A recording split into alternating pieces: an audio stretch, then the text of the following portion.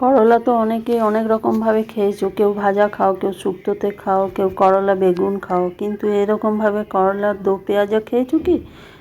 চলো দেখে নিই কীভাবে আমি বানাচ্ছি। নমস্কার, কেসি ব্লগ অ্যান্ড কিচেনে সবাইকে স্বাগত। দেখো করলাগুলো আমি এরকমভাবে বড় বড় গোল গোল কেটে নিয়ে নুন দিয়ে দিলাম। নুন দিয়ে একটু লেবুর রস দিয়ে দিলাম ওইটার মধ্যে।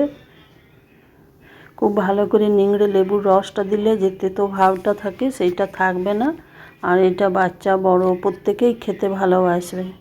দেখো এটা নুন দিয়ে লেবুর রস দিয়ে আমি কিছুক্ষণ 10 মিনিট এটাকে আলাদাভাবে ঢেকে রেখে দেব। পুরোটা মাখিয়ে নেবো, খুব সুন্দরভাবে মাখিয়ে নেবো। এটা মাখিয়ে নেবার পরে দেখো আমি এটা চিপে চিপে যত এটার মধ্যে জল বেরোবে, যেহেতু নুন দেওয়া আছে, লেবুর রস দেওয়া আছে, এবার আমি এটা খুব ভালো করে চিপে চিপে এটা একটা প্লেটের মধ্যে উঠিয়ে নেব। দেখো কত জল বেরোচ্ছে এটা থেকে। এটা কিন্তু খুব ভালো করে মাটি যাতে না থাকে খুব ভালো করে জলে ডুবিয়ে গোটা গোটাগুলো আগে আমি ধুয়ে নিয়েছি, তারপরেই কেটেছি। কেটে পরে ধুইনি, কেটে পরে ধুলে আরও জল বেরিয়ে যেত। কিন্তু দেখো এটা লেবুর রস আর নুনটা জলটা দেখো, এই জলটা আমি রেখে দেবো, যদি দরকার লাগে তাহলে আমি ওইটাতে দেবো দো পেঁয়াজাতে। এবার আমি এটার মধ্যে একটা অন্য প্লেটে আমি সবগুলো ছেঁকে নিয়ে নিলাম। ছেঁকে নেবার পরে দেখো এই বড় প্লেটটাতে আমি নিয়ে নিলাম, এটাতে আমার মাখতে সুবিধা হবে। এরপরে আমি এর মধ্যে দিয়ে দেবো কিছুটা নুন, একটু দিয়ে দিলাম, যেহেতু চিপে ওই নুন জলটা বের করে নিয়েছি ওই জন্য একটু সামান্য নুন দিয়ে দিলাম। একটু হলুদ দিয়ে দিলাম। হলুদ দেওয়ার পরে দেখো একটু জিরে গুঁড়োও দিয়ে দিলাম। জিরে গুঁড়ো দিয়ে দিলাম। জিরে গুঁড়ো দিয়ে দেওয়ার পরে দেখো আমি এটাতে বেসন, পরিমাণ মতো বেসন দিলাম।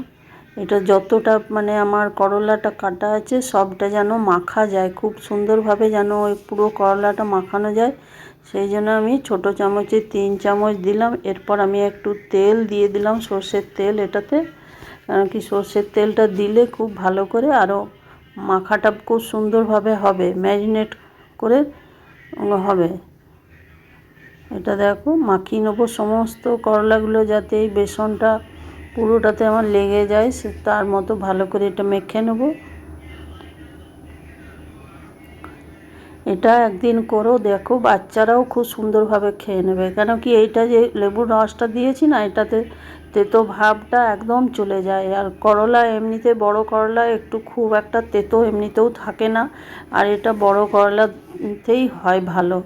এবার ওটা আমি রেখে দিলাম 5 মিনিট, 5 থেকে 10 মিনিট রেখে দিলাম ওটা মাখিয়ে। তারপর 10 মিনিট পরে আমি আবার ফিরে এলাম। দেখো কড়াইয়ে আমি সর্ষের তেল দিয়ে গরম হয়ে গেছে। এবার আমি দিয়ে দিলাম কালো জিরে আর গোটা জিরে ফোড়ন আর 2টো শুকনো লঙ্কা। এবার আমি এগুলোকে ভালো করে ভেজে নেব তেলটার মধ্যে। দেখো আমার ওইগুলো ভাজা ভাজা হয়ে গেছে। এটাতে কিন্তু স্পেশাল যেটা, সেটা ওই কালো জিরেটা একদম দিতেই হবে। দেখো আমি পেঁয়াজগুলো বড় বড় করে কেটেছি, এবার আমি পেঁয়াজগুলো দিয়ে দিলাম এটার মধ্যে। এবার একটু কাঁচা লঙ্কা ছোট ছোট করে কেটে রেখেছি, বা লম্বা করে তোমরা চিরেও দিতে পারো, আমি ছোট করে দিয়েছি। নিয়ে এটাকে ভালো করে একটু ভেজে নিতে হবে, নেড়ে চেড়ে নিতে হবে পেঁয়াজটা। এটা কম তেলেই রান্নাটা হয়। দেখো আমার কড়াইয়ে বেশি তেলও আমি দিইনি, কম তেলেই হবে। এটা খুব ভালো করে সমানে নেড়ে যেতে হবে। দেখো এইবার আমি ওই যে করলাগুলো ভিজিয়ে রেখেছিলাম দিয়ে বেসন দিয়ে তেল দিয়ে আর ওই মশলা দিয়ে যেগুলো ম্যারিনেট করে রেখেছি, সেইটা আমি এবারে কড়াইয়ে দিয়ে দিলাম। কড়াইয়ে দিয়ে দেওয়ার পরে এটা পেঁয়াজের সাথে ভালো করে মিশিয়ে নিতে হবে, নিয়ে ভাজতে হবে, খুব ভালো করে ভেজে যেতে হবে। এটাকে ঢেকে ঢেকে ভেজে যেতে হবে। দেখো এই আঁচটা মোটামুটি মিডিয়ামে রাখতে হবে, না হলে বেশি হাই করে দিলে আবার এটা পুড়ে যাবে। দেখো ওই যে জলটা আমি ছেঁকে রেখেছিলাম সেইটা আমি একটু ছিল সেটা আমি দিয়ে দিলাম। দিয়ে দেওয়ার জন্য কি হবে, এগুলো তো সেই মোটা করলা, উচ্ছে তো নয় এগুলো করলা, এই জন্য এগুলো খুব ভালোভাবে ওই জলটাতে সেদ্ধও হয়ে যাবে আর ভাজা ভাজাও হয়ে যাবে। আর এইগুলো খুব কম তেলে করতে হলে তোমাকে একটু জল দিতেই হবে। দেখো আমি এটা ঢেকে ঢেকে বারবার ঢেকে ঢেকে ভাজলাম। ভাজার পরে আমার 5-10 মিনিট ভাজবার পরে একদম এটা আমি স্লো করে দিয়েছিলাম ফ্লেমটা।